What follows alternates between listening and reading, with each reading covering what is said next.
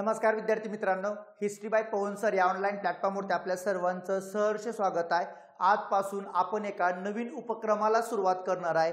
तो उपक्रम तुम्हाला माहित आहे, कारण सगळ्यात महत्त्वाचं 30 एप्रिल 2023 ला आपली कंबाईनची परीक्षा असणार आहे आणि कंबाईनच्या परीक्षेमध्ये इतिहास हा 15 मार्काला आहे। या 15 मार्काची तयारी सगळ्यात महत्त्वाचा जो काही महत्त्वाचा एरियाज आहे तो महत्त्वाचा एरिया आपण प्रश्नाच्या माध्यमातून आपण कव्हर करण्याचा प्रयत्न करणार आहे। सगळ्यात महत्त्वाचं लास्ट कंबाईनच्या परीक्षेला सुद्धा आपण अशीच एक लेक्चरची सिरीज चालू केली होती, ज्यामध्ये आपण 10 लेक्चर टाकले होते। त्या 10 लेक्चरच्या माध्यमातून बऱ्यापैकी प्रश्न हे कंबाईन पूर्वला कव्हर झालेले। तशाच पद्धतीचा उपक्रम मी आजपासून तुमच्यासाठी चालू करत आहे। तर तो उपक्रम आहे संयुक्त पूर्व परीक्षा 2023 साठी संभाव्य प्रश्नाची असणारी सिरीज। इथून पुढे आपल्या YouTube चॅनलला कंटिन्यू ही सिरीज येत राहील, लक्षात ठेवा। या सिरीज मधलं आज आपण पहिलं लेक्चर घेऊया, ठीक आहे। तर हे पहिलं लेक्चर हे तुमच्यासाठी असणार आहे। ह्या पहिल्या प्रत्येक टॉपिक मध्ये म्हणजे प्रत्येक लेक्चर मध्ये 15 प्रश्न असतील। ह्या 15 प्रश्नाच्या माध्यमातून 15 टॉपिक जे की त्याची माहिती त्या प्रश्नाच्या अनुषंगाने कव्हर करण्याचा प्रयत्न केलेला असेल। तुम्हाला माहित असेल की तुम्ही लास्ट टाइमला जी काही प्रश्नाची सिरीज बघितली होती, हे पूर्ण सगळ्या उपक्रमामध्ये तुम्ही भाग घेतला होता। खूप सगळ्या लोकांनी याला पसंत सुद्धा केलं होतं। खूप जणांची मागणी होती की सर परत एकदा 2023 साठी अशी सिरीज तुम्ही चालू करा। तर ती आज आपण तुमच्यासाठी घेऊन येत आहे आणि त्यातलं पहिलं लेक्चर आज आपण बघूया। सगळ्यात महत्त्वाचं हे लेक्चर शेवटपर्यंत बघा, तुमच्या मित्रांना सुद्धा हे लेक्चर नंतर पाठवा। सगळ्यात महत्त्वाचं YouTube channel history by Pawan sir याला सबस्क्राइब करून ठेवा, कारण इथून पुढे कंटिन्यू परीक्षेपर्यंत मी तुमच्या सोबत असणार आहे आणि परीक्षेपर्यंत या सगळ्या गोष्टी तुमच्यापर्यंत पोहोचवण्याचा YouTubeच्या माध्यमातून प्रयत्न करेल। जे की बरेचसे लोक ग्रामीण भागात राहतात किंवा बरेचसे लोक जुने आहेत, त्यांनी आपला सगळा अभ्यास केलाय पण त्यांना एक रिव्हिजन करायचे आहे। तर या प्रश्नाच्या माध्यमातून ही रिव्हिजन 100% तुम्हाला काय होईल, उपयोगी पडेल आणि वेगवेगळे प्रश्न नवीन कंटेंटसह तुमच्या समोर आणण्याचा प्रयत्न असेल। सगळ्यात महत्त्वाचं परीक्षाभिमुख माहिती देण्याचा प्रयत्न असेल। तर या परीक्षाभिमुख माहितीसाठी ही सिरीज खूप महत्त्वाची ठरणार आहे की तुमचा अभ्यास सोपा व्हावा आणि तुमच्या अभ्यासाला एक दिशा मिळावी, यासाठी हा सगळा प्रयत्न असणार आहे। तर नक्की शेवटपर्यंत बघा, तुम्हाला नक्की आवडेल। त्यातलं पहिलं लेक्चर आज आपण बघूया, ठीक आहे। तर त्यातला पहिला प्रश्न, 1919 ला विठ्ठलभाई पटेल यांनी मध्यवर्ती कायदेमंडळामध्ये मांडलेलं विधेयक पटेल बिल म्हणून प्रसिद्ध आहे, तर ते कशाशी संबंधित आहे? तर 1919 ला विठ्ठलभाई पटेल यांनी मांडलेलं हे विधेयक होतं ते कशाशी संबंधित होतं? तुकडेबंदी विधेयक, संमतीवय विधेयक, आंतरजातीय विवाह, बालविवाहाची बंदी। तर सगळ्यात महत्त्वाचं काय उत्तर असणार आहे याचं, ठीक आहे। तर प्रश्न येऊ शकतो, अजून कधी इथं प्रश्न आलेला नाही सगळ्यात महत्त्वाचं, आणि हे पुढच्या काळामध्ये प्रश्न असण्याची शक्यता आहे म्हणून प्रश्न इथं दिलाय तुम्हाला। तर ते विधेयक कशाशी संबंधित होतं? तर त्याचं उत्तर आहे आंतरजातीय विवाह। तर आंतरजातीय विवाहासाठी त्यांनी ते विधेयक मांडलं होतं, जे 1919 ला विठ्ठलभाई पटेलांनी ते विधेयक मध्यवर्ती कायदेमंडळामध्ये मांडलेलं। विठ्ठलभाई पटेल हे वल्लभभाई पटेल यांचे थोरले बंधू आहेत, लक्षात ठेवा, वडील बंधू आहेत, ठीक आहे। तर सगळ्यात महत्त्वाचं, विठ्ठलभाई पटेल हे इंग्लंडला जाऊन ते बॅरिस्टर सुद्धा होऊन आले होते। त्याच्यानंतर मुंबईमध्ये काही काळ त्यांनी वकिली सुद्धा चालू केली होती, लक्षात ठेवा, आणि वकिलीच्या माध्यमातून सामाजिक प्रश्न सोडवण्याचे प्रयत्न पुढच्या काळामध्ये ते करत होते, ठीक आहे। 1915 ला काँग्रेसचं जे मुंबईमध्ये अधिवेशन झालं होतं, तर या मुंबईमधल्या अधिवेशनाचे स्वागताध्यक्ष म्हणून विठ्ठलभाई पटेलांनी काम केलं होतं, ठीक आहे। सगळ्यात महत्त्वाचं, 1916 ला त्यांनी मुंबईच्याच विधिमंडळामध्ये एक महत्त्वाचं विधेयक मांडलं आणि ते विधेयक होतं प्राथमिक शिक्षण सक्तीचं आणि मोफत व्हावं। तर प्राथमिक शिक्षण सक्तीचं आणि मोफत व्हावं यासाठी विधेयक मांडणारे पहिले मुंबई प्रांतातले पहिले व्यक्ती कोण आहेत? तर त्यांचं नाव होतं विठ्ठलभाई पटेल। आणि विठ्ठलभाई पटेलांनी ह्या विधेयकाचं वयोमर्यादा सांगितली होती 6 ते 11। 6 ते 11 वयोगटामध्ये असणाऱ्या मुलांना प्राथमिक शिक्षण सक्तीचं आणि मोफत करा, याच्या संदर्भात मुंबई विधिमंडळामध्ये विधेयक मांडलं होतं 1916 ला। हे विधेयक सुद्धा मुंबई विधिमंडळामध्ये पास झालं होतं। पुढे छत्रपती शाहू महाराजांनी चिपरी पेटा या ठिकाणी शाळा काढली आणि पहिलं संस्थान हे कोल्हापूर ठरलं, ज्यांनी प्राथमिक शिक्षण सक्तीचं आणि मोफत द्यायला काय केली, सुरुवात केली, लक्षात ठेवा। तर विठ्ठलभाई पटेल हे महत्त्वाचे आहेत। आणि याच दरम्यान त्यांनी अजून एक पटेल विधेयक म्हणून मांडलं। तर हे पटेल विधेयक कशासाठी होतं? आंतरजातीय विवाहाला काय द्यावी, मान्यता द्यावी। त्यामुळे आंतरजातीय विवाहाला मान्यता देण्यासाठी मांडलेलं विधेयक, त्या विधेयकाला पटेल बिल म्हणून सुद्धा ओळखलं जातं। पण या पटेल बिलाला बऱ्याच लोकांनी विरोध केला होता, लक्षात ठेवा। लोकमान्य टिळक असतील किंवा त्यांचे जे काही सहकारी होते नचिकेळकर असतील, तर ह्या लोकांचा विरोध राहिला होता। पण सगळ्यात महत्त्वाचं टिळकांचे असे काही अनुयायी होते ज्यांनी ह्या जे काही सहकारी होते त्यांनी या विधेयकाला पाठिंबा पण दिला होता, जसं की खापर्डे असतील, मुंजा असतील, रवींद्रनाथ टागोर असतील, तर ह्या लोकांचा सुद्धा पाठिंबा राहिला, लक्षात ठेवा। तर आंतरजातीय विवाहाचं असणारं हे विधेयक होतं जे मांडलं होतं 1917-18ला आणि पुढे 1919ला ते पास पण झालं होतं, ठीक आहे। तर त्या आंतरजातीयसाठी विवाहाचं विधेयक होतं। त्याच्यानंतर महात्मा गांधीजींनी सगळ्यात महत्त्वाचा एक लढा चालू केला होता, तो लढा होता खेडा सत्याग्रह। तर या खेडा सत्याग्रहामध्ये महात्मा गांधीजींना मदत करणारे कोण होते, तर ते व्यक्ती होते विठ्ठलभाई पटेल, लक्षात ठेवा। विठ्ठलभाई पटेलांनी खेडा सत्याग्रहामध्ये सुद्धा असहकाराच्या माध्यमातून शेतकऱ्यांचा तिथं प्रश्न सोडवण्याचा प्रयत्न केला होता। त्यावेळेस ते सगळे मदत करत होते महात्मा गांधीजींना, त्यामुळे खेडा सत्याग्रहामध्ये ते महात्मा गांधी सोबत होते। त्याच्यानंतर पुढे मध्यवर्ती भागामधून ते कायदेमंडळामध्ये सुद्धा गेले होते। मुंबईमध्ये सुद्धा मुंबईच्या विधिमंडळामध्ये त्यांनी कार्य केलं होतं। एवढंच नाही तर ते केंद्रीय कायदेमंडळाचे पहिले अध्यक्ष होणारे पहिले व्यक्ती आहेत, लक्षात ठेवा, विठ्ठलभाई पटेल। तर स्वराज्य पार्टीने त्यांना पाठिंबा दिला होता आणि पुढे केंद्रीय कायदेमंडळाचा अध्यक्ष म्हणून सुद्धा त्यांनी काय केलं होतं, काम केलं होतं, लक्षात ठेवा। तर असे विठ्ठलभाई पटेल हे इथं महत्त्वाचे वाटतात, त्यांचं हे कार्य महत्त्वाचं आहे। आंतरजातीय विवाहाचं विधेयक मांडत असताना त्यांना प्रेरणा किंवा कुणाकडून त्या सगळ्या गोष्टी त्यांनी घेतल्या होत्या, तर स्वामी दयानंद सरस्वती हे महत्त्वाचे आहेत। स्वामी दयानंद सरस्वतींनी आंतरजातीय विवाहाला काय दिली होती, मान्यता दिली होती, लक्षात ठेवा। तर आंतरजातीय विवाहाला मान्यता यांनी दिली होती पहिल्यांदा। तोच समोर आदर्श ठेवून आंतरजातीय विवाहाचं विधेयक मांडणारे पहिले व्यक्ती हे विठ्ठलभाई पटेल ठरतात, लक्षात ठेवा, ठीक आहे। तर अशा पद्धतीनं पटेल बिल हे कशाशी संबंधित आहे, आंतरजातीय विवाहाशी संबंधित आहे। त्याच्यानंतर सगळ्यात महत्त्वाचं हे तर आपल्याला सांगता येतं की बालविवाहाची बंदीसाठी सुद्धा इंग्रजांनी वेगवेगळे कायदे केले। तर बालविवाहाच्या बंदीसाठी इंग्रजांनी 3 कायदे केले होते, लक्षात ठेवा। 1872चा कायदा होता, त्याच्यानंतर 1892चा कायदा होता, त्याच्यानंतर 1929चा कायदा होता। तर जो 1872चा कायदा होता तो कुणाच्या काळात झाला होता, नॉर्थब्रुक, कारण त्या काळामध्ये गव्हर्नर कोण होतं हे लक्षात ठेवा। 1892ला कोण होतं, लॅन्सडाऊन नावाचा व्यक्ती व्हाईसराय होता त्याच्या काळामध्ये, आणि 1929ला कोण होतं, तर आयर्विन नावाची व्यक्ती हे कोण होते, व्हाईसराय होते। त्याच्यानंतर 1872च्या कायद्याचं नाव काय होतं, नेटिव्ह मॅरेज ऍक्ट, किंवा तुम्ही त्याला काय म्हणता, संमती वयाचा कायदा, किंवा त्याला तुम्ही म्हणता नागरी विवाहाचा कायदा। तर असे असणारे हे 3 नावानं त्या कायद्याला ओळखलं जातं। 1872च्या कायद्यामध्ये 2 तरतुदी आहेत, लक्षात ठेवा। बालविवाहासाठी सुद्धा असणारा कायदा होता आणि आंतरजातीय विवाहाला सुद्धा या कायद्यानं मान्यता दिली होती, कारण आंतरजातीय विवाहाचा कायदा म्हणजे त्या गोष्टीला सुद्धा मान्यता होती। म्हणून पंडिता रमाबाई यांनी आंतरजातीय विवाह केला होता, जो कोणत्या कायद्याने केला होता, 1872च्या, ठीक आहे। तर ह्या दोन्ही गोष्टीसाठी हा कायदा होता। सगळ्यात महत्त्वाचं या कायद्याचं विवाहाचं वय होतं 18 वर्ष आणि मुलीचं 14 वर्ष, लक्षात ठेवा। मुलाचं 18 आणि मुलीचं 14। आणि ह्या कायदा करायला समर्थन देणाऱ्या व्यक्तीचं नाव होतं केशवचंद्र सेन। पुढे ह्याच केशवचंद्र सेन यांनी या कायद्याचं काय केलं होतं, उल्लंघन केलं होतं। हे आपल्याला सगळ्याला आता माहित आहे, कारण 13 वर्ष वय असणाऱ्या मुलीचं लग्न त्यांनी कुचबिहारच्या राजासोबत लावून दिलं होतं। तर असा हा बालविवाहासाठी केलेला इंग्रजांनी हा पहिला कायदा होता। नंतर 1892चा कायदा, ज्याला तुम्ही संमती वयाचा कायदा असं म्हणू शकता। तर संमती वयाच्या कायद्याला काय म्हणतात, the age of consent act असंही म्हणलं जातं, लक्षात ठेवा। तर एज ऑफ कन्सेंट ऍक्ट असं म्हणतात, संमती वय इथं दिलेलं आहे तुम्हाला। तर तो कायदा 1892ला होता। लॅन्सडाऊनच्या काळात तो कायदा केला होता। या कायद्यानं विवाहाचं वय किती वर्षावरून किती वर्ष करायचं होतं, 10 वर्षावरून 12 वर्ष करायचं होतं। आणि हा कायदा करायला समर्थन देणारे 2 लोक होते, एक म्हणजे SS बंगाली नावाचे व्यक्ती होते, ज्यांना तुम्ही शोराबजी शापूरजी बंगाली असं म्हणता, आणि दुसरे व्यक्ती होते बेहरामजी मलबारी। या 2 लोकांनी हे विधेयकाला समर्थन दिलं होतं किंवा विधेयक पास होण्यासाठी प्रयत्न केले होते, लक्षात ठेवा। दादाजी आणि रखमाबाई यांच्यामध्ये असणारा हा जो खटला होता का, त्याच्यावरून ते वय वाढवण्याचा प्रश्न आला होता।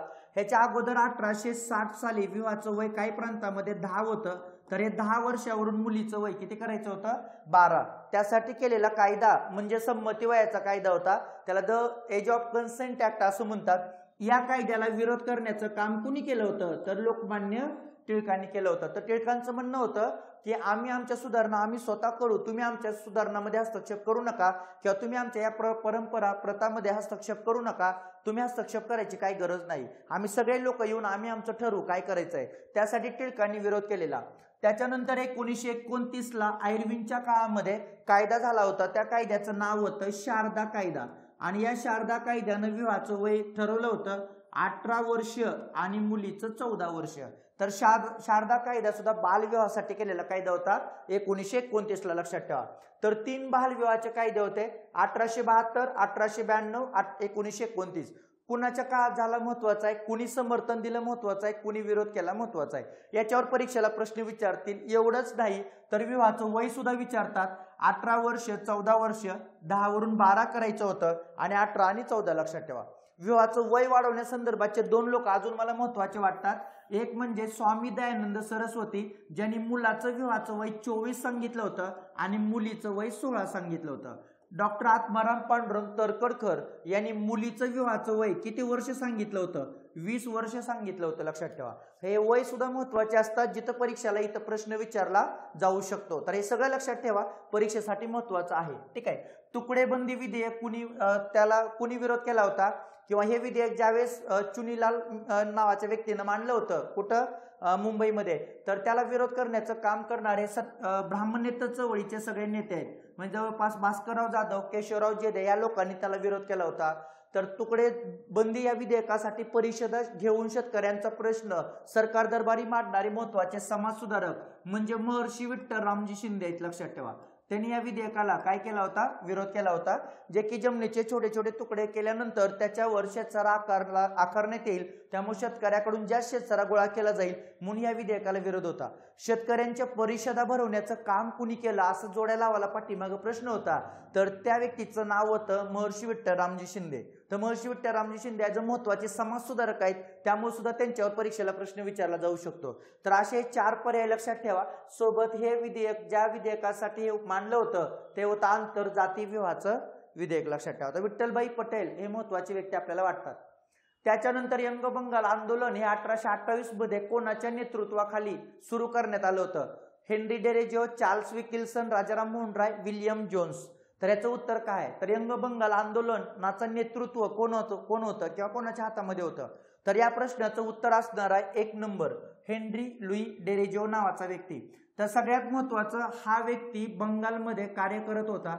हा व्यक्ती कोण होता, तर हा व्यक्ती एक अँग्लो इंडियन असणारा व्यक्ती आहे, लक्षात ठेवा.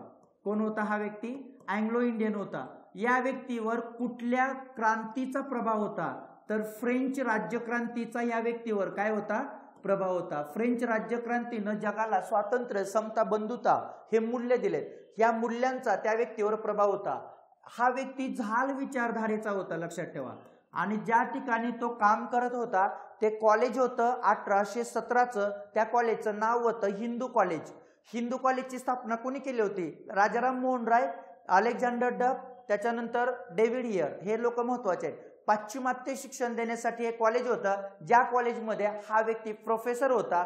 आणि प्रोफेसर म्हणून काम करत असताना त्या व्यक्तीनं तिथल्या विद्यार्थ्यांवर राष्ट्रवादाच्या भूमिकेतून काही विचारांचा प्रभाव पाडला होता. आणि त्या विचारातून जी चळवळ सुरू झाली होती त्या चळवळीचं नाव होतं यंग बंगाल आंदोलन. आणि यंग बंगाल आंदोलन किंवा यालाच तुम्ही तरुण बंगाल आंदोलन असंही म्हणू शकता, लक्षात ठेवा. ठीक आहे. तर यंग बंगाल आंदोलन, तरुण बंगाल आंदोलन किंवा यांच्या अनुयायांना डेरेजियन्स असंही म्हणलं जातं. ज्या व्यक्तीवर फ्रेंच राज्यक्रांतीचा प्रभाव होता, झाल विचारसरणीचा तो व्यक्ती होता, अँग्लो इंडियन तो व्यक्ती होता, ज्या व्यक्तीनं ही चळवळ आपल्या भारतामध्ये चालू केली होती.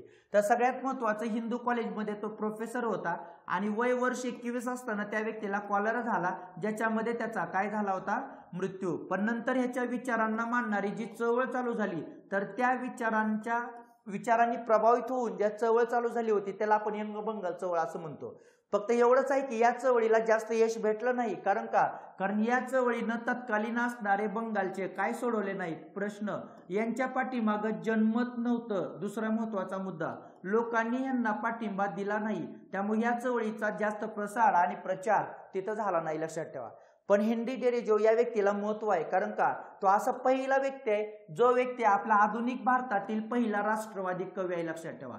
तर पहिला राष्ट्रवादी कवी म्हणून कुठल्या व्यक्तीला ओळखलं जातं, हा आयोगाने पाठीमागं प्रश्न विचारला होता. तर त्या व्यक्तीचं नाव होतं हेनरी डेरेजो. तत्कालीन बंगालचे प्रश्न या व्यक्तींनी यांनी सोडवणं अपेक्षित होतं, पण निळीसारखे प्रश्न यांना सोडवता आले नव्हते. त्यामुळे शेतकऱ्यावर होणारा अन्याय यांना कमी करता आला नव्हता, त्यामुळे तिथल्या लोकांनी काही यांना पाठिंबा दिला नाही. परंतु सुरेंद्रनाथ बॅनर्जी सारखे पुढचे काही महत्वाचे राष्ट्रीय नेते असं म्हणतात की बंगालच्या सभ्यतेचे पहिले अग्रणी मला कोण वाटत असतील तर ते हेनरी डेरेजो होते. म्हणजे बंगालच्या सभ्यतेचे पहिले अग्रणी कोण आहेत तर हेनरी डेरेजो आहेत. तर असं वाक्य सुरेंद्रनाथ बॅनर्जींच्या यांचं आहे, लक्षात ठेवा. तर अशा पद्धतीने ही चळवळ चालू करणाऱ्या व्यक्तीचं नाव होतं हेनरी डेरेजो. पण सगळ्यात महत्वाचे जास्त दिवस काही टिकले नव्हते, कारण 21 वर्ष असताना त्यांचा मृत्यू झाला होता, 21-22व्या वर्षी, कारण त्यांना कॉलरा झाला होता. पण त्यांच्या विचारांनी प्रभावित झालेल्या मुलांनी किंवा त्या लोकांनी ती चळवळ पुढे चालू केली होती बंगालमध्ये. त्याच्यानंतर चार्ल्स विल्किन्सनचं काय काम आहे लक्षात ठेवा. चार्ल्स विल्किन्सनवर जर प्रश्न यायचा असेल तर प्रश्न एकच येऊ शकतो, तर चार्ल्स विल्किन्सननं भगवद्गीतेचं इंग्रजी भाषांतर केलं होतं.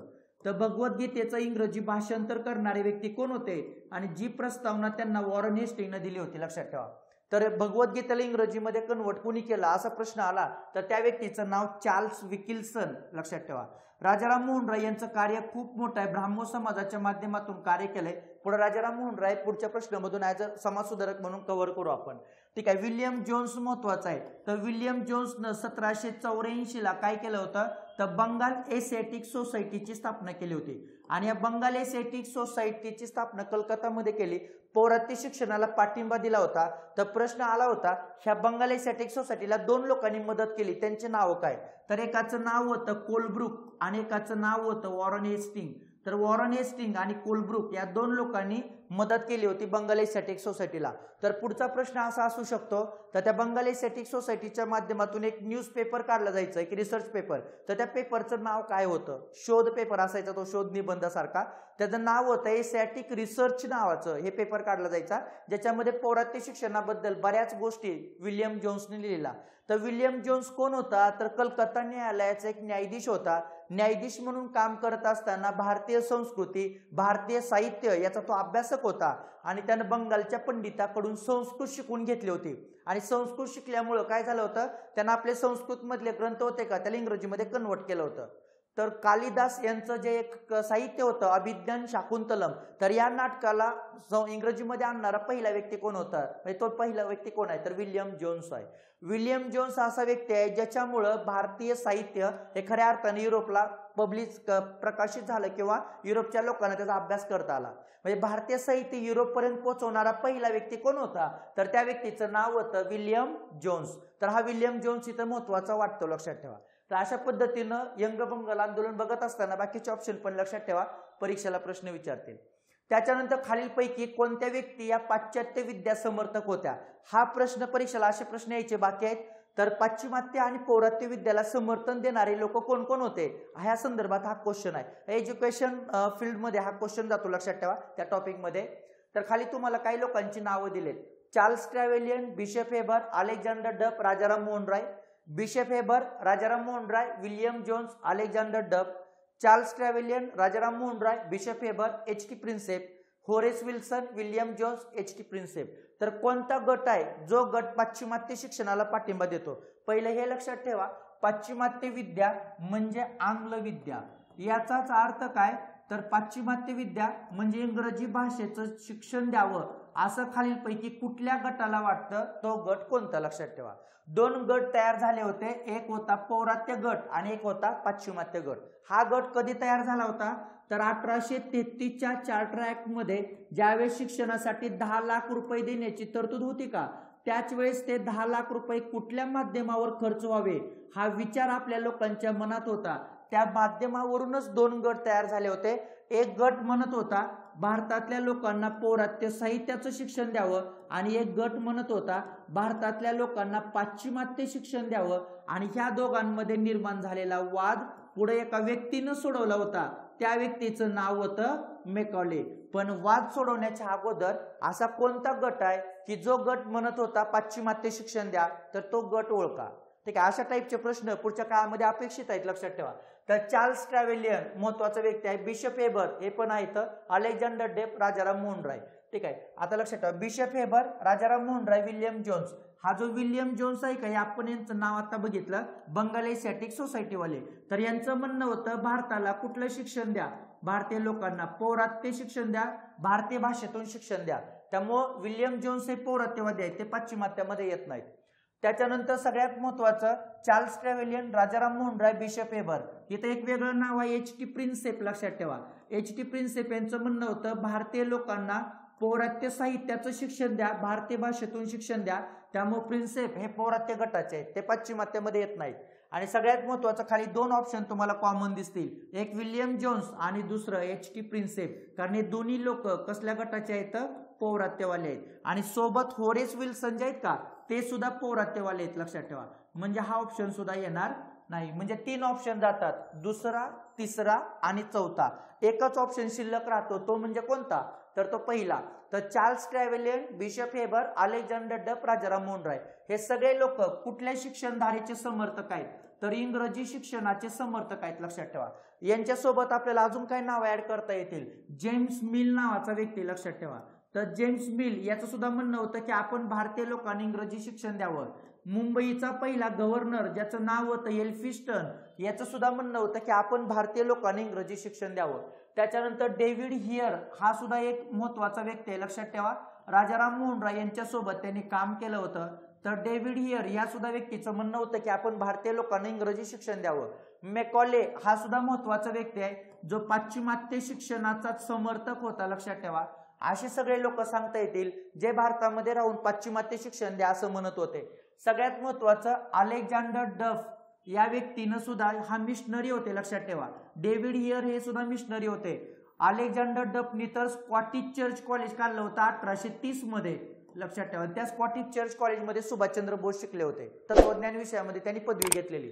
डेव्हिड हियर यांनी बऱ्याचशा इंग्रजी शिक्षणाच्या शाळा ह्या बंगालमध्ये चालू केल्या होत्या, ते एक मिशनरी होते. त्यांना मदत मिळाली होती राजाराम मोहन राय यांची. राजाराम मोहन रायनी 1817 मध्ये हिंदू कॉलेज काढलं होतं. हिंदू कॉलेजचा उद्देश होता भारतीय लोकांना पाश्चिमात्य शिक्षण मिळावं, हा हेतू, लक्षात ठेवा. चार्ल्स ट्रॅव्हलियन सुद्धा महत्वाची व्यक्ती आहेत, त्यांची सुद्धा भूमिका होती की पाश्चिमात्य शिक्षण द्यावं. म्हणून हा सगळा गट आपल्याला सांगता येतो पाश्चिमात्य शिक्षण द्या. पण Horace Wilson, William Jones, Prinsep हे जे लोक आहेत का, तर या सगळ्या लोकांचं म्हणणं होतं की आपण भारतीय लोकांना कुठलं शिक्षण द्यावं, पौरात्य शिक्षण द्यावं. त्यामुळे पौरात्य शिक्षणावर 10 लाख रुपये खर्च करा असं यांचं म्हणणं होतं. पण पुढे मेकॉलेनं रिपोर्ट दिला आणि मेकॉलेच्या रिपोर्टमधून पैसा हा इंग्रजी शिक्षणावर खर्च करावा असं ठरलं, लक्षात ठेवा.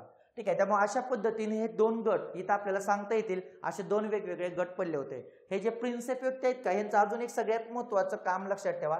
तर या प्रिन्सेप नावाच्या व्यक्तीनं काय केलं होतं, तर आज सम्राट अशोकांचे शिलालेख याचं वाचन केलं होतं आणि सम्राट अशोकांच्या शिलालेखाचं वाचन करून त्याचं त्यांनी लिखाण सुद्धा करून ठेवलेलं आहे. असे महत्वाचे व्यक्ती म्हणजे प्रिन्सेप आहेत. होरेस विल्सन सोबत अजून एक व्यक्ती होता, त्याचं नाव होतं जॉन विल्सन नावाचा व्यक्ती. तर जॉन विल्सन नावाचा व्यक्ती स्कॉटिश मिशनरी होता. तर या स्कॉटिश मिशनरींनी भारतीय लोकांना पौरात्य शिक्षण द्यावं यासाठी 1832 मध्ये त्यांनी एक कॉलेज काढलं होतं. त्या कॉलेजचं नाव होतं विल्सन कॉलेज. तर 1832 ला ते विल्सन कॉलेज होतं, जे विल्सन कॉलेज पुढे 1857 मध्ये मुंबई विद्यापीठ झालं होतं, लक्षात ठेवा. तर ह्या लोकांची भूमिका होती की भारतीय लोकांना आपण पौरात्य शिक्षण द्या, यासाठी सुरू झालेला यांचा हा प्रवाह होता. तर पुढे तो वाद मात्र कोणी सोडवलेला आहे, मेकॉलेने सोडवलेला आहे. ठीक आहे. त्याच्यानंतर भारतातील शिक्षणावरील विविध आयोग आणि समित्या यांचा स्थापनेनुसार क्रम लावा. असे पण प्रश्न परीक्षेला अपेक्षित आहेत. राज्यसेवा मेन्सला असे प्रश्न पाठीमागे आलेत, पुढच्या काळामध्ये पूर्वला विचारतील. आजपर्यंत प्रश्न एज्युकेशन प्लॅनवर जोड्या लावाला वगैरे प्रश्न आलेले आहेत, पण क्रम लावा असा पुढचा प्रश्न असू शकतो. त्यामुळे तुम्हाला एज्युकेशन प्लॅन इथं दिलेत. त्या एज्युकेशन प्लॅन मध्ये तुम्हाला दिलेल्या प्लॅनचा कालखंडानुसार योग्य असा क्रम लावायचा आहे. ठीक आहे. तर पहिलं थॉमस रॅले आयोग, सॅडलर आयोग, हर्टॉग समिती, सार्जंट योजना. सॅडलर आयोग, थॉमस रॅले, सार्जंट योजना, हर्टॉग समिती. थॉमस रॅले कमिशन, सॅडलर आयोग, सार्जंट योजना, हर्टॉग समिती आणि सॅडलर आयोग, थॉमस रॅले, हर्टॉग समिती, सार्जंट योजना. तर आता याचा तुम्हाला क्रम लावायचा. आता पहिला आपण बघू, लक्षात ठेवा. तर सगळ्यात महत्वाचं थॉमस रॅले कमिशन होतं 1902 मध्ये. सॅडलर आयोग होता 1917 मध्ये. हार्टॉग कमिटी होती 1929 मध्ये आणि सार्जंट प्लॅन होता 1944 मध्ये. ठीक आहे, 1902, 1917, 1929, 1944. त्याच्यानंतर सॅडलर आयोग होता 1917, पण त्याच्या अगोदर 1902 ला थॉमस रॅली कमिशन आहे, म्हणजे 2 नंबर येणार नाही, लक्षात ठेवा. आता थॉमस रॅली तर 3 नंबरच्या ऑप्शन मध्ये 1902 ला आहे, सॅडलर आयोग 1917 ला आहे, पण सार्जंट आयोग 1944 ला आहे, कारण हार्टॉग कमिटी 1929 ला आहे, त्यामुळे 3 नंबर सुद्धा येणार नाही. सॅडलर आयोग 1917 ला आहे, शक्य नाही, लक्षात ठेवा. म्हणजे उत्तर काय 1 नंबर आहे. तर Thomas Raleigh commission, Sadler commission, त्याच्यानंतर हार्टॉग समिती, त्याच्यानंतर सार्जंट आयोग, अशा पद्धतीने त्याचा आपल्याला क्रम सांगता येतो. आता परीक्षेला एक प्रश्न यायचा बाकी आहे, लक्षात ठेवा, कोणता? तर उत्तर हे या प्रश्नाचं 1 नंबर आहे. आता थॉमस रॅले कमिशन वर प्रश्न येऊ शकतो, तर लक्षात ठेवायचं, कर्जननं पहिल्यांदा शिक्षणाचं एक शैक्षणिक संमेलन कोणत्या ठिकाणी भरवलं, हा प्रश्न यायचा बाकी आहे. तर हे तुम्ही लक्षात ठेवा, सिमला हे ते ठिकाण होतं जिथं 1901 साली कर्जननं सगळ्या शैक्षणिक धोरणावर चर्चा करण्यासाठी एक संमेलन भरवलं होतं, आणि हे संमेलन होतं शिमला या भागामध्ये, जिथं शिक्षणाबद्दलचे 150 ठराव मांडण्यात आले होते. आणि त्याचा विचार करण्यासाठी, उच्च शिक्षणामध्ये सुधारणा करण्यासाठी लॉर्ड कर्जननं एक कमिशन नेमलं होतं. त्या कमिशनचं नाव होतं थॉमस रॅले कमिशन. तर प्रश्न आला होता, थॉमस रॅले कमिशन कशा संदर्भात आहे? तर थॉमस रॅले कमिशन हे हायर एज्युकेशनसाठी आहे, म्हणजे कशासाठी? उच्च शिक्षणासाठी. तर परीक्षेला एक प्रश्न यायचा बाकी आहे, जो 30 एप्रिलला असू शकतो, कोणता? की थॉमस रॅले कमिशन मध्ये 2 सदस्य होते, हे कोण होते? जे भारतीय होते, लक्षात ठेवा. तर थॉमस रॅले कमिशन मधले 2 सदस्य कोणते? तर सगळ्यात महत्वाचं, पहिल्या व्यक्तीचं नाव होतं बिल ग्रामी, हे महत्वाचे व्यक्ती आहेत, आणि दुसऱ्या व्यक्तीचं नाव होतं सय्यद हुसेन बिल ग्रामी आणि न्यायमूर्ती गुरुदास बॅनर्जी. त्यामुळे बिल ग्रामी आणि बॅनर्जी हे 2 नाव लक्षात ठेवा. नाव लक्षात राहत नाहीत, बिल ग्रामी, बॅनर्जी हे 2 सरळ त्यांचं सुरुवात ब वरून होते, लक्षात ठेवा, सिंपल गोष्ट. ठीक आहे, बिल ग्रामी आणि बॅनर्जी हे कुठं होते? तर हे थॉमस रॅले कमिशन मधले 2 भारतीय सदस्य होते. थॉमस रॅले कमिशननं जो रिपोर्ट दिला का, त्याच्यावर कर्जननी पुढे 1904 साली भारतीय विद्यापीठाचा काय केला? कायदा केला. तर भारतीय विद्यापीठाचा कायदा करून त्या विद्यापीठावर पूर्णपणे कर्जननं कसलं नियंत्रण आणलं? सरकारी नियंत्रण आणलं, लक्षात ठेवा. कारण कर्जन हा साम्राज्यवादी विचारांना प्रोत्साहन देणारा व्यक्ती होता, त्यामुळे साम्राज्यवादी विचारांमुळे त्यानं पूर्णपणे सरकारवर नियंत्रण विद्यापीठाचं ठेवलं, का विद्यापीठावर सरकारचं नियंत्रण ठेवलं आणि भारतातले सगळे विद्यापीठ त्या काळामध्ये सरकारी बनले. विद्यापीठांची स्वायत्तता कर्जननं सगळी काढून घेतली आणि 1904 साठी त्यानं तो कायदा केला होता, लक्षात ठेवा. तर प्रश्न येऊ शकतो, हे महत्वाचं आहे. त्याच्यानंतर सॅडलर आयोग होता 1917 ला, लक्षात ठेवा. पण सॅडलर आयोगाचं काम काय होतं? कलकत्ता विद्यापीठामधले दोष होते ते दूर करायचे होते, म्हणून त्यांनी सांगितलं ढाका या ठिकाणी कलकत्ता विद्यापीठाची शाखा स्थापन करा. आणि सॅडलर कोण होते हाच प्रश्न परीक्षेला येऊ शकतो. म्हणजे काय, हे सॅडलर आयोग जे नेमलेत का, तर हे सॅडलर कोण आहेत हा प्रश्न यायचा बाकी आहे. तर सॅडलर हे लीड्स विद्यापीठाचे कुलगुरू होते. हे वाक्य लक्षात ठेवा, हे वाक्य म्हणजे पुढे परीक्षेचाच क्वेश्चन असणार आहे. कारण सॅडलर कोण होते हा प्रश्न असू शकतो. ते लीड्स विद्यापीठाचे कुलगुरू होते आणि त्यांच्याच अध्यक्षतेखाली हा प्लॅन नेमलेला, लक्षात ठेवा. तर सॅडलर कमिशन मध्ये 2 लोक भारतीय होते, हा प्रश्न येऊन गेलेला आहे.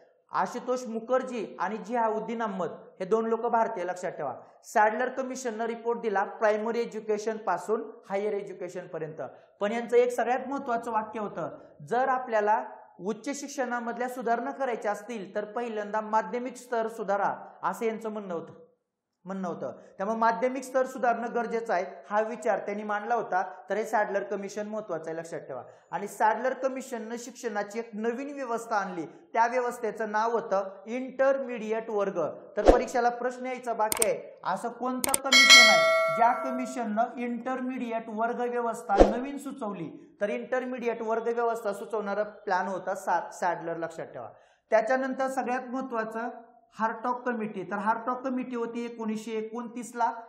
सर हार्टॉग यांच्या अध्यक्षतेखाली नेमलेला हा प्लॅन आहे, लक्षात ठेवा.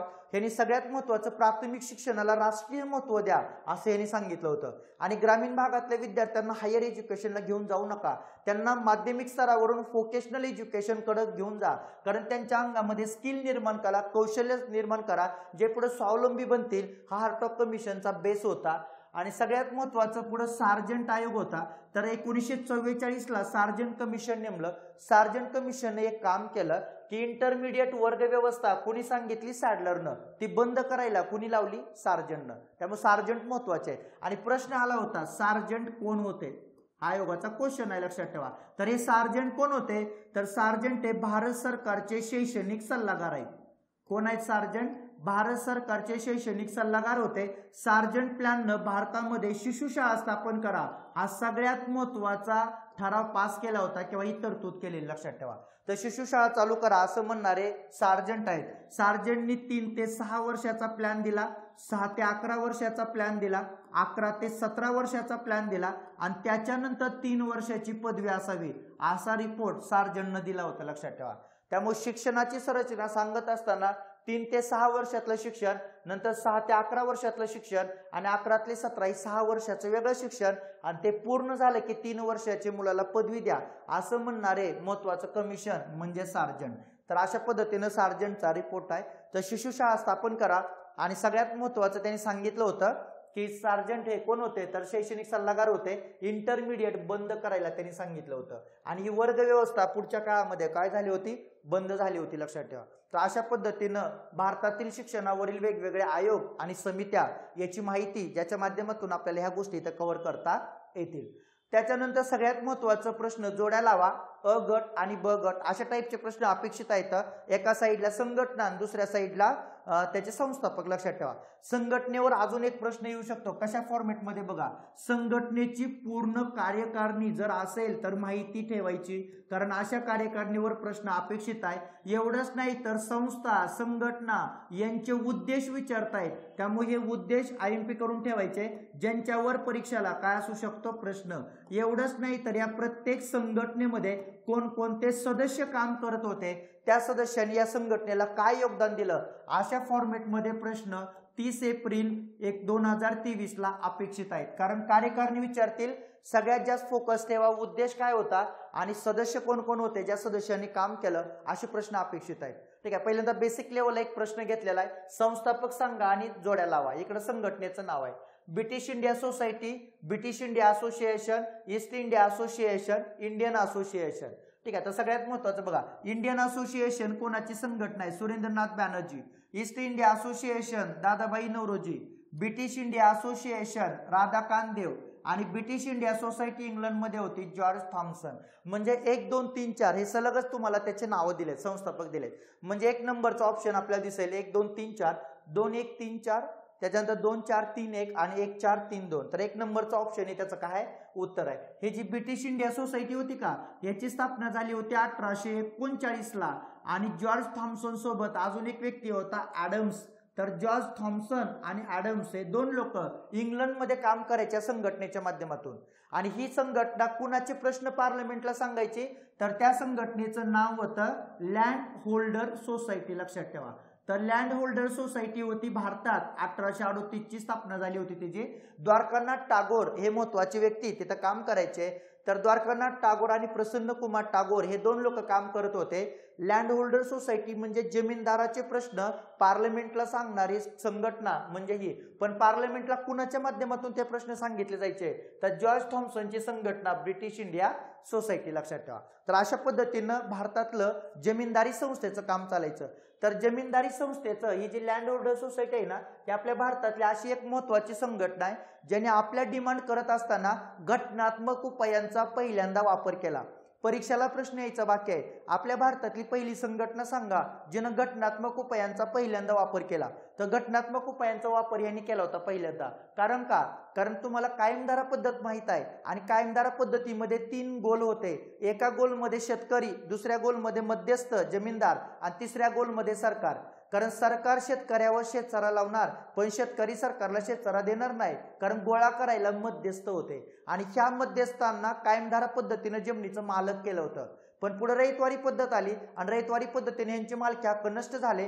त्यामुळे त्या जमीनदाराचे जे अधिकार गेले का, ते जमीनदाराचे अधिकार परत मिळवणारी संघटना म्हणजे लँड होल्डर सोसायटी. आणि म्हणून त्यांचं म्हणणं होतं की कायमधारा पद्धत करताना तुम्ही कायदे करून जमिनीचं मालक जमीनदाराला केलंय, तर तुम्ही आता त्यांचे मालकी हक्क का नष्ट केले, तर त्यांना परत द्या. असं त्याला म्हणतात घटनात्मक उपायांचा वापर करणारी पहिली संघटना, ज्या संघटनेचं नाव होतं लँड होल्डर सोसायटी. लक्षात ठेवा. ब्रिटिश इंडिया असोसिएशन ही संघटना महत्वाची आहे. तर राधाकांत देव ह्या संघटनेचे संस्थापक पण होते आणि विशेष म्हणजे ते अध्यक्ष होते. लक्षात ठेवा. ठीक आहे. तर सचिव कोण होते, तर सचिव सुद्धा महत्वाचे आहे. तर सचिव होते देवेंद्रनाथ टागोर. तर देवेंद्रनाथ टागोर हे त्या संघटनेचे काय आहेत, सचिव आहेत. आणि अध्यक्ष मात्र कोण आहेत, राधाकांत देव आहे. तर ब्रिटिश इंडिया असोसिएशन ही संघटना राजकीय संघटना म्हणून काम करत होते. लक्षात ठेवा. तर एक राजकीय संघटना म्हणून काम करणाऱ्या संघटनेचं एक न्यूजपेपर चालायचं. तर त्याचं न्यूजपेपर चालवणारे हरिश्चंद्र मुखर्जी नावाचे व्यक्ती आहेत. तर त्यांचं न्यूजपेपर होतं हिंदू पॅट्रियट. तर हिंदू पॅट्रियट मधून त्यांनी आपले प्रश्न सरकार दरबारी मांडलेत. लक्षात ठेवा. तर हिंदू पॅट्रियट हे न्यूजपेपर महत्वाचं आहे. तर परीक्षेला प्रश्न येऊ शकतो कोणता, 1853 ला चार्टर ऍक्ट झाला होता. कधी झाला होता चार्टर ऍक्ट, 1853 ला. तर या 1853च्या चार्टर ऍक्ट मध्ये सुधारणा व्हाव्या यासाठी ब्रिटिश पार्लमेंटला अर्ज कुठल्या संघटनेनं केला, तर त्या संघटनेचं नाव होतं ब्रिटिश इंडिया असोसिएशन. लक्षात ठेवा. ही संघटना महत्वाची आहे. ठीक आहे. त्याच्यानंतर ईस्ट इंडिया असोसिएशन ही संघटना कधी स्थापन झाली, आता ही संघटना होती 1851 मध्ये. आणि ब्रिटिश ईस्ट इंडिया असोसिएशन ही संघटना होती 1866 मध्ये. ही संघटना दादाबाई नौरोजींनी इंग्लंडमध्ये स्थापन केली होती. त्यांचे बरेचसे तिथं मित्र होते. तर त्या मित्राच्या मदतीने ही संघटना स्थापन केली होती. पण या संघटनेची शाखा मात्र भारतात मुंबई प्रांतात होते. तर त्या मुंबई शाखेचे अध्यक्ष भाऊदाजी लाड होते. आणि भाऊदाजी लाड त्या संघटनेचं मुंबई शाखेचं काय करायचे, काम करायचे. लक्षात ठेवा.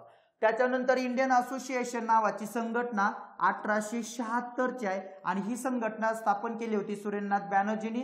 त्यांच्या बरोबर आनंद मोहन बोस होते. तर 1876 मध्ये बंगाल प्रांतामध्ये संघटना काम करायची.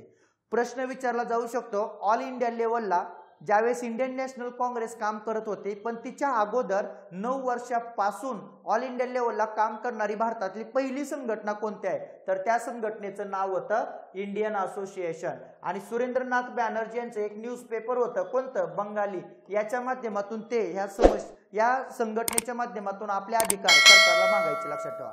लॉर्ड लिटन ज्यावेळेस भारतामध्ये व्हाईसराय म्हणून आला होता का, ह्या लॉर्ड लिटनच्या विरोधात ज्यांनी देश पातळीवर पहिल्यांदा चळवळ चालू केली, ह्या संघटनेचं नाव काय होतं, तर या संघटनेचं नाव होतं इंडियन असोसिएशन. त्यामुळे लॉर्ड लिटनला भारतातून त्याचा कार्यकाळ बंद केला होता, कारण एवढा इम्पॅक्ट या संघटनेनं केलेल्या चळवळीचा झाला होता.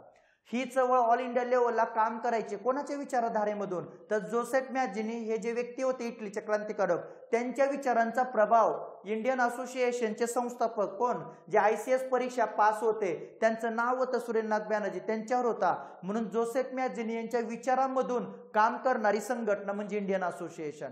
ऑल इंडिया लेवलला चळवळ चालू करण्याचं पहिलं काम या संघटनेचं होतं.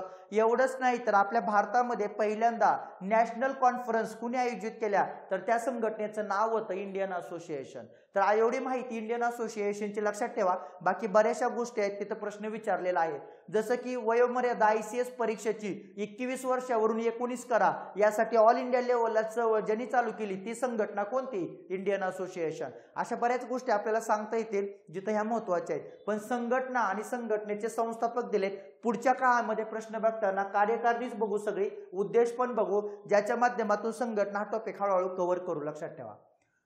सगळ्यात महत्वाचे एक मिनिटासाठी तुमचा वेळ घेतो, तर आपल्या ऑनलाईन बॅचेस उपलब्ध आहेत.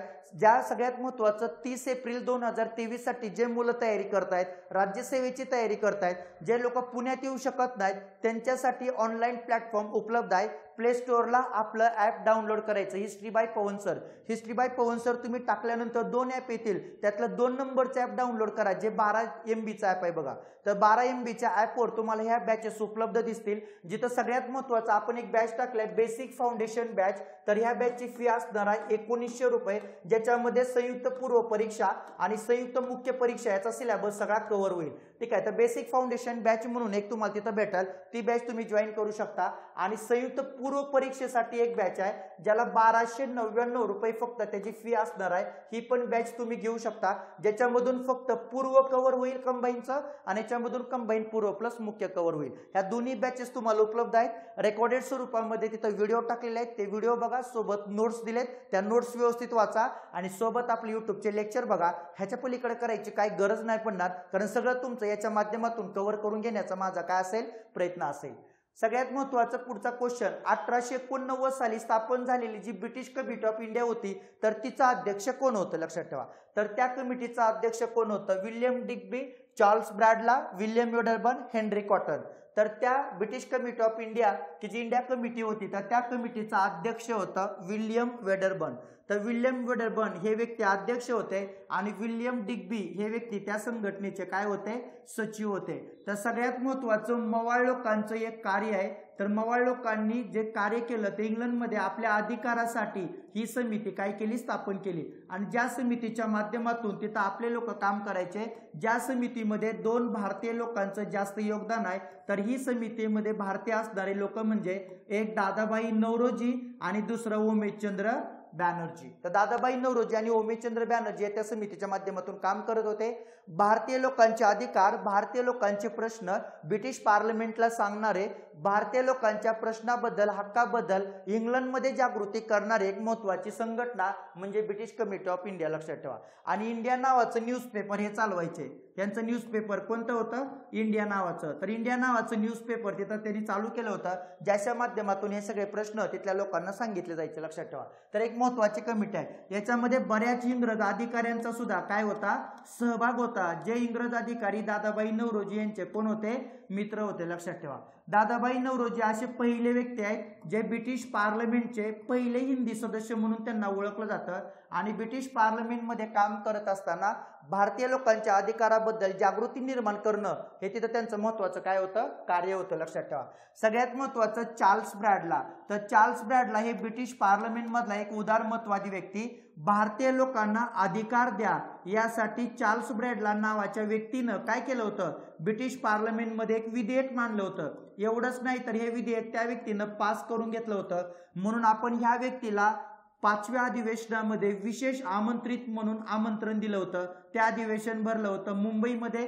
तर त्या अधिवेशनाचे अध्यक्ष होते विल्यम वेडरबर्न लक्षात ठेवा. तर त्या अधिवेशनाला चार्ल्स ब्रॅडला स्पेशल गेस्ट म्हणून आले होते. त्याचे अध्यक्ष सुद्धा विल्यम वेडरबर्न आहेत. ठीक आहे. तर विल्यम वेडरबर्न एक उदारमतवादी व्यक्ती होते लक्षात ठेवा. हेनरी कॉटन सुद्धा एक उदारमतवादी व्यक्ती होते. भारतीय राष्ट्रीय काँग्रेसची स्थापना करत असताना ॲलन ह्यूमला बरंचसं सहकार्य या लोकांचं लाभलं होतं. हेनरी कॉटन असतील, विल्यम वेडरबर्न असतील, हे ॲलन ह्यूमचे मित्र होते. त्यामुळे ह्या मित्रांचं सुद्धा खूप सहकार्य त्यांना लाभलेलं. बंगालच्या फाळणीला विरोध करणारा व्यक्ती कोण होता? तर हेनरी कॉटन होते लक्षात ठेवा. तर हेनरी कॉटन हे महत्त्वाचे व्यक्ती आहेत. ठीक आहे. तर अशा पद्धतीने इंग्रज अधिकारी आणि ब्रिटिश कमिटी ऑफ इंडियाचे अध्यक्ष मात्र विल्यम वेडरबर्न असलेले आपल्याला सांगता येतील. त्याच्यानंतर योग्य जोड्या लावा. तर प्रश्न दिला आता उठावा संदर्भात लक्षात ठेवा. प्रश्न येऊ शकतो उठाव आणि त्याचं नेतृत्व यांच्या काय लावा? जोड्या लावा. तर उठाव कोणकोणते झाले होते? तर सगळ्यात महत्त्वाचं बिल्लांचा उठाव, खासी उठाव, संताळ उठाव, मुंडा उठाव. मुंडा उठावाला उलगुलान उठाव असं सुद्धा म्हणलं जातं. आणि पुढे तुम्हाला नावं दिलेत. आता बिरसा मुंडा, सिंधू आणि कान्हू, तीरथ सिंग आणि त्रिंबकजी डेंगळे. तर सगळ्यात महत्त्वाचं बिल्लांचा उठाव. बिल्लांच्या उठावाचं नेतृत्व केलं होतं त्रिंबकजी डेंगळे यांनी. खासी उठावाचं नेतृत्व केलं होतं तीरथ सिंग यांनी. संताळ उठावाचं नेतृत्व केलं होतं सिद्धू आणि कान्हू यांनी. आणि मुंडा उठावाचं नेतृत्व केलं होतं बिरसा मुंडा यांनी. म्हणजे बिल्लांचा उठाव केला होता त्रिंबक डेंगळे यांनी, जे की दुसऱ्या बाजीरावाचे कारभारी होते आणि ठाण्याच्या जेलमध्ये त्यांना अटक करून ठेवली होती. ते जेलमधून बाहेर आले आणि खानदेशमध्ये गेले आणि खानदेशमध्ये जाऊन त्यांनी तिथं बिल्लांना नेतृत्व दिलं. तर बिल्लांना नेतृत्व देऊन उठाव केला होता. पण नंतर मात्र ते गायब झाले होते. इंग्रजांनी त्यांच्या विरोधात अटक वॉरंट काढलं होतं. तर 1 ला 4 नंबर. आता 4 अपर्यायाला 4 ठिकाणी 4 ऑप्शनमध्ये 4 नंबरचा ऑप्शन आहे. खासी उठाव मात्र कुणी केला होता? तीरथ सिंगनी. तर ब ला 2 कुठं दिसतंय आपल्याला? आता ब ला तर इथं 3 दिसतंय म्हणजे हा ऑप्शन गेला. त्याच्यानंतर दुसरा पण गेला. आता ब ला 3 एकाच सगळ्यात महत्वाचं ब ला 3 नंबरचं लक्षात ठेवा तीरथ सिंग. तर 2 ठिकाणी दिसतोय आपल्याला. म्हणजे इथे एक 3 आहे आणि इथे एक 3 आहे. म्हणजे 2 ऑप्शन कट होतात. 4 नंबर आणि 2 नंबरचा. संताळ उठाव. संताळ उठाव कुणी नेतृत्व केलं होतं? सिद्धू आणि कान्हू. त्यामुळे क ला 2 नंबरचं ऑप्शन कुठं दिसतंय? तर एकाच ठिकाणी इथं लक्षात ठेवा. म्हणजे 1 नंबर त्याचं उत्तर आहे. आणि मुंडा उठावाचं नेतृत्व बिरसा मुंडा. असे सगळे काय झाले होते? उठाव झाले होते. तर लक्षात ठेवा बिल्लांचा उठाव महत्वाचा आहे. परीक्षेला बिल्लांच्या उठावावर प्रश्न येतात. आता प्रश्न येत असताना मेन्सला असे क्वेश्चन विचारले होते की बिल्लांचा उठाव शांत करणारे इंग्रज अधिकारी सांगा. लक्षात ठेवा. कारण 1822 ला पहिल्यांचा बिल्लाचा उठाव जो झाला होता तो कुणी केला होता? तर हिरा नावाचा व्यक्ती होता. या उठावाला 100 वर्ष 200 वर्ष पूर्ण झालेत. म्हणून प्रश्न आला होता 1822ला कोणाच्या नेतृत्वाखाली उठाव झाला, तर हिरा नावाचा व्यक्ती लक्षात ठेवा. त्याच्यानंतर 1825ला भिल्लांनी उठाव केला, कोणाच्या नेतृत्वाखाली? सेवाराम घिसाडी यांच्या नेतृत्वाखाली. आणि सेवाराम घिसाडी यांचं बंड कुणी शांत केलं? तर ऑट्रम नावाचा अधिकारी होता. त्याच्यानंतर भिल्लांचा उठाव शांत करायला पुढे कुठला कलेक्टर तिथं नेमला? तर कॅप्टन ब्रिग्स हे व्यक्ती नेमले होते. कॅप्टन ब्रिग्सनं कोणाची नेमणूक केली? डुसाटची. आणि डुसाटनं कोणाला पकडलं? शेखदुल्ला नावाचा व्यक्ती होता, लक्षात ठेवा. तर शेखदुल्ला नावाच्या व्यक्तीला पकडलं आणि त्याला शिक्षा दिल्या. तर शेखदुल्ला कोण होता? पेंढाऱ्यांचा नेता होता. ठीक आहे, तर अशा पद्धतीचा हा क्रम लक्षात ठेवा, हे महत्वाचं आहे. ठीक आहे, त्यामुळे कॅप्टन ब्रिग्सनं भिल्लांच्या उठावाला पुनर्वसन करण्याचं सुद्धा काय केलं होतं? काम केलं होतं. त्याच्यानंतर खासी उठाव झाला होता सिंधू आणि कान्हू यांनी.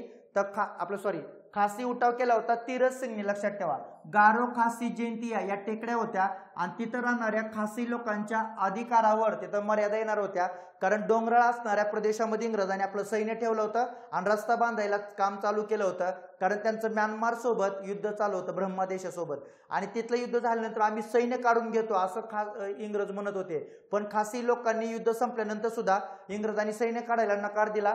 त्यावेळी तीरथ सिंगच्या नेतृत्वाखाली खासी लोकांनी उठाव केला. संतळाचा उठाव होता, जमीन लागवडीसोबत यांचा संबंध आहे.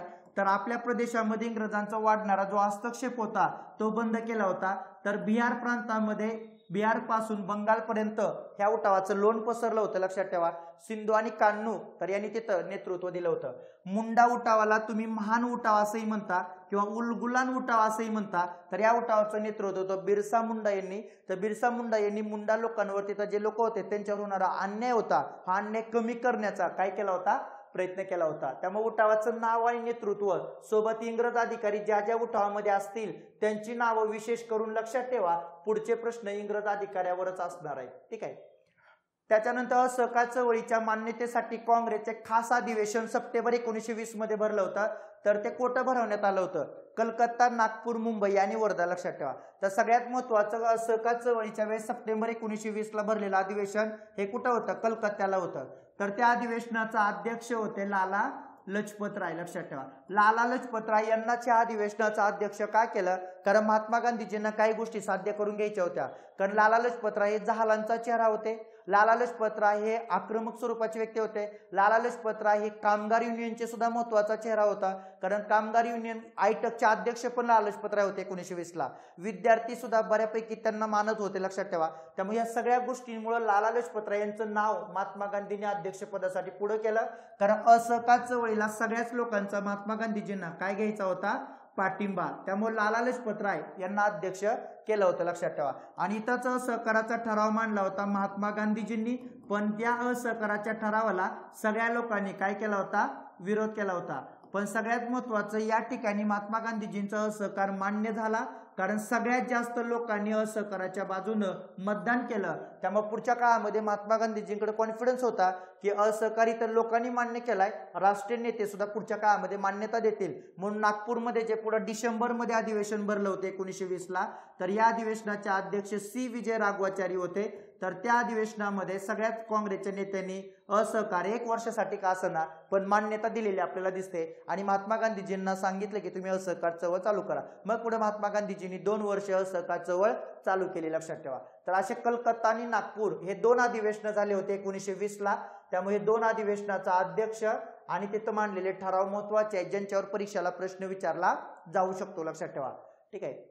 त्याच्यानंतर खालीलपैकी कोणत्या काँग्रेसच्या अधिवेशनामध्ये पूर्ण स्वराज्य किंवा पूर्ण उद्दिष्टांचा ठराव मांडला होता? पूर्ण स्वराज्याच्या उद्दिष्टांचा ठराव मांडलेला. लाहोर अधिवेशन, कराची अधिवेशन, कलकत्ता अधिवेशन, मुंबई अधिवेशन. तर लाहोर अधिवेशन हे महत्वाचं आहे, ज्याचे अध्यक्ष होते पंडित जवाहरलाल नेहरू. तर या अधिवेशनामध्ये पूर्ण स्वराज्याचा ठराव मांडला होता. त्यामुळे आपण वसाहतीच्या स्वराज्याचा त्याग केला आणि पूर्ण स्वराज्य मागितलं. याच ठिकाणी आपण नेहरू रिपोर्टचा सुद्धा त्याग केला. आणि नेहरू रिपोर्टमध्ये कुठलं स्वराज्य होतं? तर नेहरू रिपोर्टमध्ये वसाहतीचं स्वराज्य होतं. त्यामुळे हे नको. आता आपलं ध्येय पूर्ण स्वराज्य असेल आणि त्यासाठी आपण सविनय कायदेभंगाची काय चालू करायची, चळवळ चालू करायची, ज्याचं नेतृत्व महात्मा गांधीजींच्या हातामध्ये असेल असं काँग्रेसनं एकमतानं काय केलं, पास केलं. आणि रावी नदी काठी आपला ध्वज फडकवण्यात आला आणि तिथून पुढे सविनय कायदेभंगाची चळवळीला सुरुवात झाली. लक्षात ठेवा, नेतृत्व महात्मा गांधीजींच्या हातामध्ये.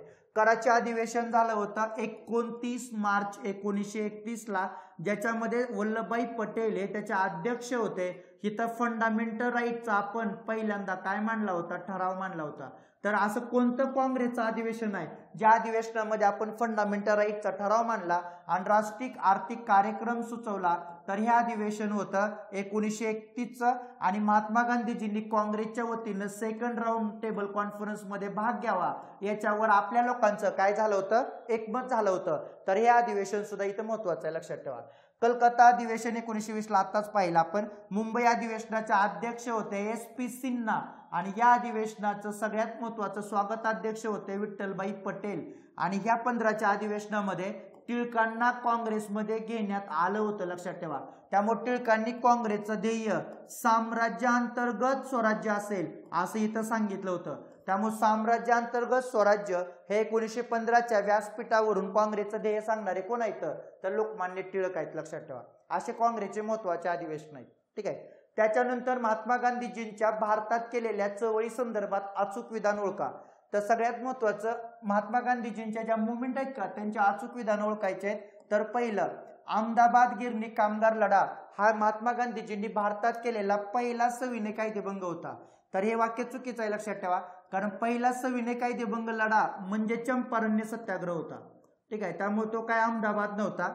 आणि खेडा सत्याग्रह हा महात्मा गांधीजींनी भारतात केलेलं पहिलं उपोषण होतं. तर अहमदाबाद लढा हा महात्मा गांधीजींनी भारतात केलेलं पहिलं उपोषण होतं. म्हणजे अचूक विधाने ओळखा, तर दोन्ही पण विधानं काय आहेत, चुकीचे आहेत. याचा अर्थ वरील पैकी नाही. त्यामुळे महात्मा गांधीजींचे 3 लढे लक्षात ठेवायचे. चंपारण्य सत्याग्रह हा पहिला, जे की महात्मा गांधीजींनी भारतात केलेलं पहिलं सविनय कायदेभंगाची चळवळ किंवा सविनय कायदेभंग तंत्र वापरलं. दुसरा, अहमदाबाद गिरणी कामगार लढा, जिथं महात्मा गांधीजींनी पहिल्यांदा संप केला आणि नंतर महात्मा गांधीजींनी उपोषण केलं. आणि तिसरा, खेडा सत्याग्रह, जिथं महात्मा गांधीजींनी भारतात पहिल्यांदा असहकाराचा काय केला, प्रयोग केला. तर याचा क्रम लावा, जोड्या लावा, असे पण प्रश्न येतात. चंपारण्य सत्याग्रह 1917, फेब्रुवारी 1918 मध्ये अहमदाबाद गिरणी कामगार लढा आणि एप्रिल 1918 मध्ये खेडा सत्याग्रह, लक्षात ठेवा. तर असे 3 लढे महत्वाचे आहेत. आता तुम्हाला प्रश्न काय येऊ शकतो, या प्रत्येक लढ्यामध्ये महात्मा गांधीजींना सहकार्य केलेले सदस्य ओळखा आणि सदस्यांची नावं लक्षात ठेवा. 30 एप्रिलला प्रश्न इथं असण्याची शक्यता आहे, कारण पाठीमाग आयोगानं नावं विचारायला सुरुवात केलेली आहे, लक्षात ठेवा. हे 3 लढ्यामधले पण सदस्य महत्वाचे आहेत. आणि यश काय भेटलं हे पण महत्वाचं आहे की स्टेटमेंटमध्ये परत क्वेश्चन बनवू शकतो इथं. त्याच्यानंतर अजून एक, चंपारण्य सत्याग्रह हा पहिला असहकाराचा प्रयोग होता, नाही, लक्षात ठेवा. तर चंपारण्य हा सविनय कायदेभंगाचा प्रयोग होता पहिला, ठीक आहे. तर या ठिकाणी तुम्हाला तिन्हीची पण लढीची माहिती दिली आहे, हे महत्वाचं आहे. पुढच्या प्रश्नाच्या सिरीजमध्ये आपण सदस्य घेऊया, म्हणजे सगळे कव्हर होतील ते. अलीपूर बॉम्ब कट कटल्याशी कोण संबंधित होतं, इंग्रजांनी लावलेला हा कटला, लक्षात ठेवा. अलीपूर बॉम्ब कटला हा कटला होता 1908 मध्ये आणि इंग्रजांनी बऱ्याच लोकांना बंगालमधल्या अटक केली होती आणि या कटामध्ये ओला होता अनुशीलन समिती, ही महत्वाची समिती होती. या अनुशीलन समितीचे जे सदस्य होते यांच्यावर लावलेला हा कटला होता, ज्याच्यामध्ये 27 पेक्षा जास्त लोक होते. तर हा खटला कोणाशी संबंधित आहे, आता अनंत कान्हेरे देशपांडे महाराष्ट्रातले आहेत, लक्षात ठेवा. पण अनुशीलन समिती बंगालमधले आहे, त्यामुळे यांचा काही संबंध नाही. आमिरचंद अवध बिहारी हे दिल्ली कटल्याशी संबंधित आहेत, जिथं रासबिहारी बोसने लॉर्ड हार्डिंग्जवर काय टाकला होता, बॉम्ब टाकला होता, पण तो बिचारा वाचला होता, लक्षात ठेवा. अरविंद घोष आणि बारिंद्र घोष हे घोष बंधू महत्वाचे आहेत, यांचे अनुशीलन समितीशी संबंधित आहेत, यांच्यावर तो खटला होता. आणि श्रीपदामृत डांगे आणि जोगळेकर हे मिरज कटामधले आहेत, हे नव्हते, लक्षात ठेवा. म्हणजे अरविंद घोष आणि बारिंद्र घोष. पण अरविंद घोष यांच्याबद्दल पुरावा सापडलेला नव्हता, त्यामुळे इंग्रजांनी त्यांना निर्दोष मुक्त केलेला आपल्याला दिसतं, लक्षात ठेवा, ठीक आहे. तर बारिंद्र घोष हे पण तिथं त्यांचे बंधू होते, ते याच्यामध्ये दिसतील. तर बारिंद्र घोष भवानी मंदिर नावाची पुस्तिका काढली होती आणि भवानी मंदिर नावाच्या पुस्तिकेमधून क्रांतिकार्य कशा पद्धतीनं करावं हा सगळा संदेश ते युवकांपर्यंत पोहोचवत होते. आणि काली माता ही जी आहे त्यांची लक्षात ठेवा, तर ही काली माता आहे बंगालमधली, याच्या समोर शपथ घेऊन क्रांतिकार्य करायला हे सगळे लोक तयार व्हायचे. ह्यांचा एकच प्रश्न होता, मुक्ती कोण पते, म्हणजे मुक्तीचा मार्ग कोणता. आणि हा मुक्तीचा मार्ग कोणता याचा विचार करत असताना तरुणांना क्रांतिकार्य करायला प्रोत्साहन दिलं जायचं. बारिंद्र घोष हे तिथले सगळ्यात महत्वाचे व्यक्ती आहेत, लक्षात ठेवा, बारिंद्र घोष आणि अरविंद घोष. खालील घटनेचा योग्य क्रम लावा. सायमन कमिशनचा अहवाल, जिनांच्या 14 मागण्या, गांधी इर्विन करार, कराची अधिवेशन. तर सायमन कमिशनचा अहवाल कधी आला होता? 6 मे 1930 ला. आता सायमन कमिशनची नेमणूक कधी झाली असं विचारलं तर 1927 येते, लक्षात ठेवा. सायमन कमिशनचं भारतात कधी आले? सायमन कमिशन 1928 ला आले, पण त्यांनी आपला रिपोर्ट मात्र 6 मे 1930 ला दिला. काय नेमकं विचारलंय हे लक्षात ठेवायचं. स्थापना विचारलाय का भारतात आगमन असं विचारलंय का रिपोर्ट विचारलाय कधी दिला? तर रिपोर्ट दिलाय, अहवाल कधी दिला? 6 मे 1930 ला. जिनांच्या 14 मागण्या 1928 ला मागितल्या होत्या. गांधी इर्विन करार कधी झाला होता? 5 मार्च 1931 ला हा करार झाला होता. आणि कराची अधिवेशन झालं होतं 29 मार्च 1931 ला. तर घटना कालानुक्रमे लावा. हा सगळ्यात महत्वाचा टप्पा आहे, जिथं 1927 ते 1934 मधल्या घटना कालानुक्रमे लावा असा परीक्षेला प्रश्न विचारले जाऊ शकतात. त्यामुळे इथल्या सगळ्या घटनाचा क्रम आणि या सगळ्या घटनाची आपल्याला माहिती असणं अपेक्षित आहे. पुढे प्रश्न असण्याची शक्यता आहे, लक्षात ठेवा. तर सगळ्यात महत्वाचं काय येतं मग, म्हणजे ब पहिल्यांदा येणार, त्याच्यानंतर 1930 ची घटना येणार, परत मार्च आणि 29 मार्च, म्हणजे ब, अ, क आणि ड.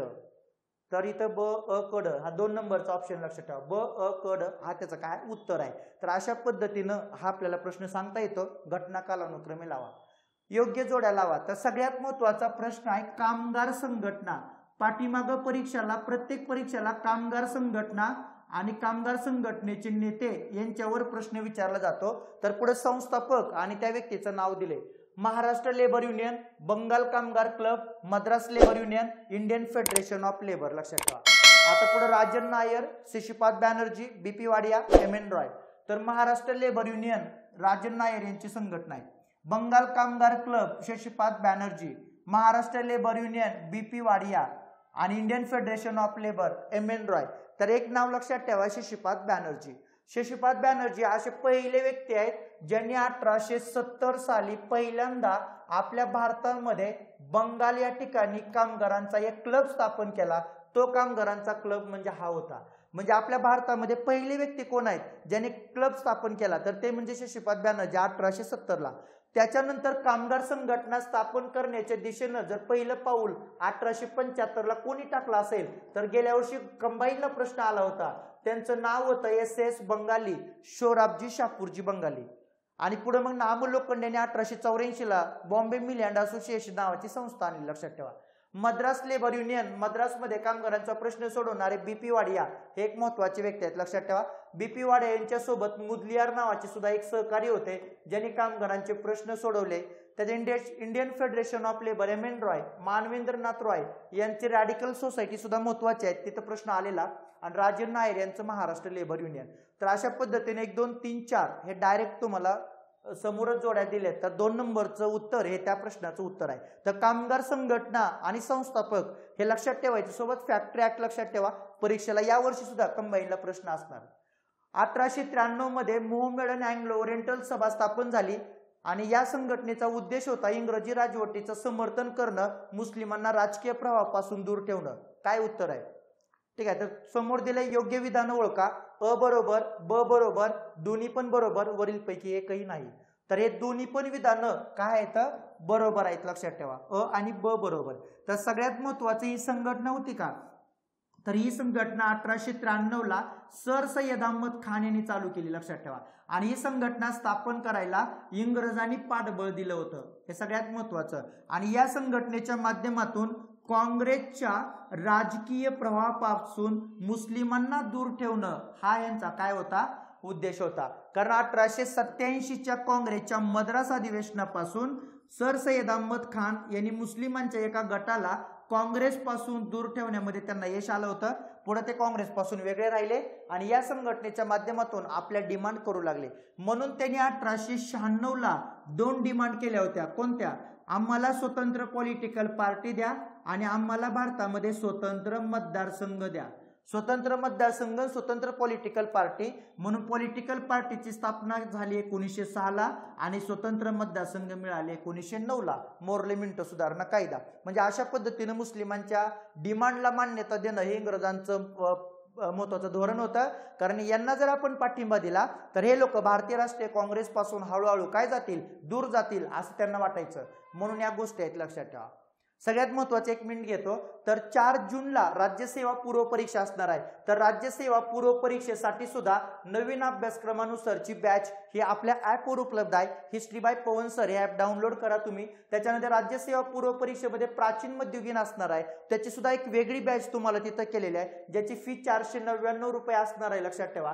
आणि ह्या बॅचची फी 1499, ज्याच्यामध्ये प्राचीन, मध्ययुगीन, आधुनिक आणि महाराष्ट्र हे सगळंच पूर्व परीक्षेचं दिलेलं आहे. आणि सगळ्यात महत्वाचं बेसिक गोष्टीसाठी एक बॅच चालू केली आहे. बऱ्याच मुलांची मागणी होती. एनसीईआरटी आणि स्टेट बोर्डची बॅच आहे जी आपल्या ॲपवर उपलब्ध आहे, ज्याची फी 599 रुपये असणार आहे. ही बॅच पण तुम्ही आपल्या ॲपवरून घेऊ शकता. ज्याला बेसिक गोष्टी करायच्या असतील तिथं तुम्हाला व्यवस्थित पीपीटी तयार करून दिले, त्याच्या माध्यमातून तो सगळा कंटेंट कव्हर करून देण्याचा प्रयत्न केलेला आहे. त्याच्यानंतर शेतकऱ्यांचे प्रश्न सरकारपर्यंत पोहोचवण्यासाठी सत्याग्रह पत्रिका काढली. तर ही सत्याग्रह पत्रिका कोणत्या सत्याग्रहाच्या वेळेस चालू झाली? तर सगळ्यात महत्वाचं चंपारण्य सत्याग्रह, खेडा सत्याग्रह, तेबागा सत्याग्रह आणि बारडोली सत्याग्रह. तर कुठला सत्याग्रह होता? तर सगळ्यात महत्वाचं याचं उत्तर असणार आहे बारडोली सत्याग्रह. कारण बारडोली सत्याग्रहाच्या वेळेस सत्याग्रह पत्रिका चालू केली.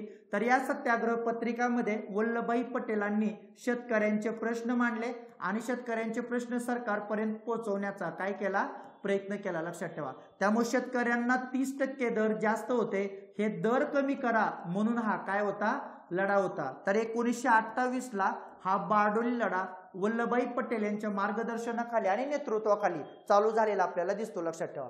आणि मग इथं 30% दर होते. तर हे दर नंतर सरकारनं 6.03% एवढे कमी केले होते, इथपर्यंत आणले होते, लक्षात ठेवा. कारण मॅक्सवेल आणि ब्रूमफिल्ड या लोकांची कमिटी सरकारनं तिथं नेमली होती, लक्षात ठेवा.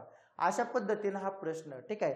तर आजचं आपलं हे 15 प्रश्नाचं लेक्चर, ज्या 15 प्रश्नाच्या माध्यमातून डिटेलमध्ये विश्लेषण करण्याचा प्रयत्न केलाय. सगळ्यात महत्वाचं लेक्चर आवडलं तर लाईक करा, कमेंट करा, शेअर करा. हे आजचं पहिलं लेक्चर आहे, तुमच्या मित्रापर्यंत पाठवा. इथून पुढच्या सगळ्या 30 एप्रिलपर्यंत अशा लेक्चर सिरीजच्या माध्यमातून आपण कंटिन्यू भेटत राहणार आहे. हे आपलं पहिलं लेक्चर होतं. लवकरच भेटूया दुसऱ्या लेक्चरमध्ये. धन्यवाद.